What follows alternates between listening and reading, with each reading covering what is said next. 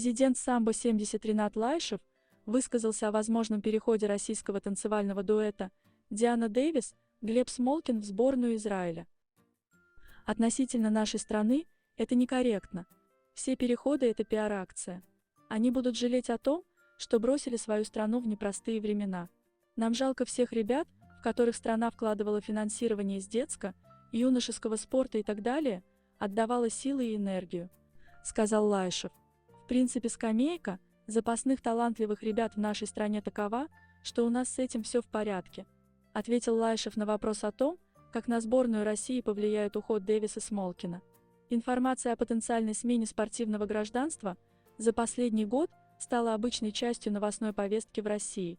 Перед многими атлетами встал выбор – рискнуть и переехать в другую страну ради международных соревнований, либо остаться в России и ждать отмены санкций. Фигуристка Юлия Солдатова уехала в соседнее государство с целью развивать свою карьеру, но переезд сыграл с ней злую шутку. Импульсивное решение погубило многообещающую карьеру. Женское фигурное катание в России на рубеже веков ассоциируется прежде всего с Ириной Слуцкой и Марией Бутырской.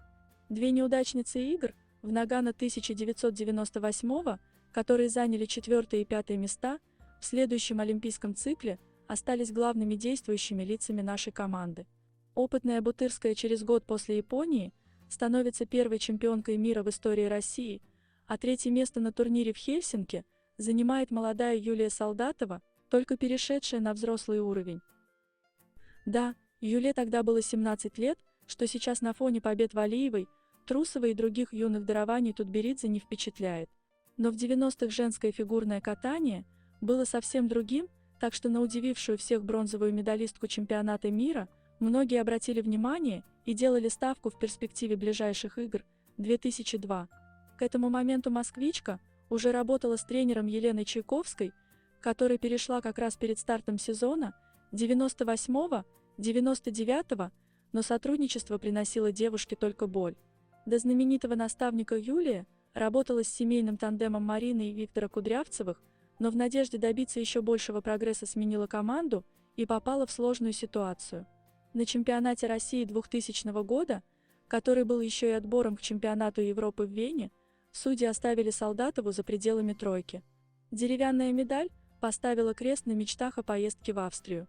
Логично, что с таким результатом были не согласны ни тренер, ни фигуристка. Мне представляется, что это было чисто судейское решение. И его вынуждены были принять наши арбитры на чемпионате России 2000 года под влиянием руководства Отечественной Федерации за 3 недели до Евро 2000, писала Чайковская в своей книге. Вероятнее всего, по негласной договоренности, две фигуристки от одного тренера не могли быть представлены на международном турнире, а Солдатова как раз вместе с прославленной Бутырской занималась у Чайковской. В итоге весь подиум в Вене заняли наши девушки – Слуцкая, Бутырская и Волчкова. На чемпионат мира во Францию от нашей команды тоже поехала эта тройка, но золото Ниццы 2000 года досталось американке Мишель Кван. Солдатова смотрела за всем этим со стороны. После обидного начала 2000 года карьера 19-летней фигуристки получила неожиданное развитие. Какие-то люди, целая команда, пришли на меня смотреть на отборочный турнир к чемпионату мира. Я откаталась хорошо, они говорят, мы подумаем.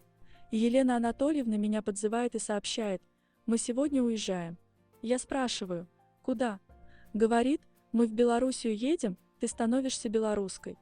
Эмоционально вспоминала этот период спортсменка.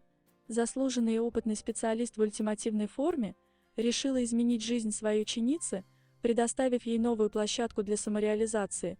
В составе сборной Белоруссии шанс поехать на чемпионат мира 2001 и Олимпиаду был почти 100%, чего не скажешь про Россию.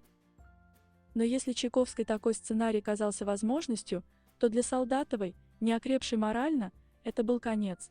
Она не хотела кататься за чужую страну, не осознавала себя частью чего-то нового и была ужасно демотивирована. Я сказала Чайковской, что не хочу и не буду выступать за Белоруссию. Что тут было? Она обозвала меня последними словами, сказала, что мне пора ложиться в лечебницу, что я психопатка, рассказывала Юлия. Бессмысленность затеи стала понятна сразу. На чемпионате мира 2021 года в Ванкувере Юлия под новым флагом стала 20-й.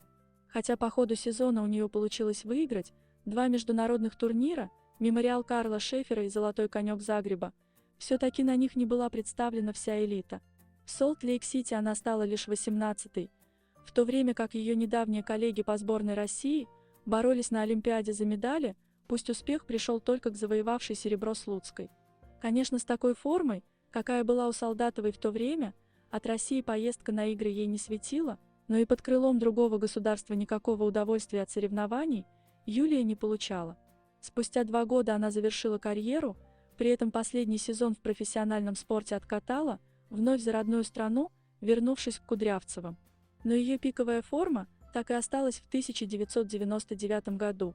Свои нереализованные до конца возможности в фигурном катании Юлия пытается реализовать в качестве тренера.